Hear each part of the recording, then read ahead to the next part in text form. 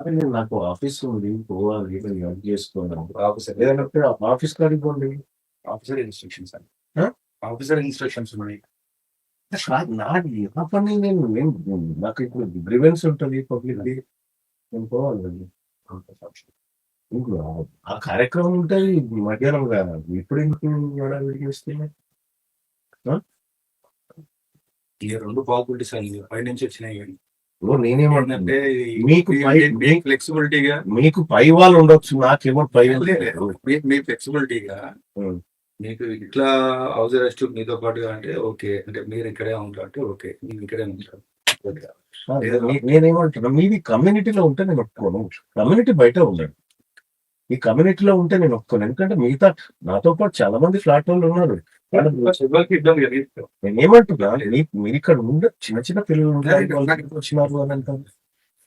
కాబట్టి మీరు బయటికి వెళ్ళిపోయి ఉండండి.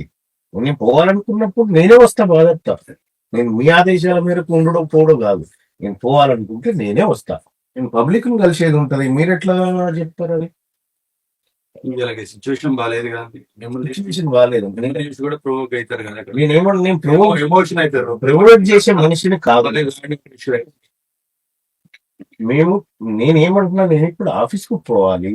నా ఆఫీస్ కు పోవడానికి ఇతను ఆఫీస్ పోవద్దని ఏదైనా అధికారి ఇన్స్ట్రక్షన్ ఇచ్చిందా? ప్రివెంటివ్ కస్టడీ అనా ఏమైనా జరుగుతుంది అన్నది ఆల్రెడీ నిన్న చూశారు మీరు అక్కడ గాంధీ దగ్గర కూడా. ఇప్పుడు నిన్నటి ఎమోషన్ ఇవాళ ఉన్నది సిఏ గారు. నిన్నటి ఎమోషన్ ఇవాళ ఉండదు. వాళ్ళందరం బాధలో ఉన్నాము. ఖచ్చితంగా బాధలో ఖచ్చితంగా ఉన్నారు. అట్లేం లేదట. అందరం బాధలో ఉన్నాము. నేను లా అండ్ ఆర్డర్ కి ఇబ్బంది కల్పించేంత దుర్మార్గమైన రాజకీయ నాయకుని కాదు. నేను బాధ్యతతో నిన్న మీ అడిషనల్ డీసీపీ గారు వీఆర్ వెరీ కోఆపరేటింగ్ అని చెప్పినాము.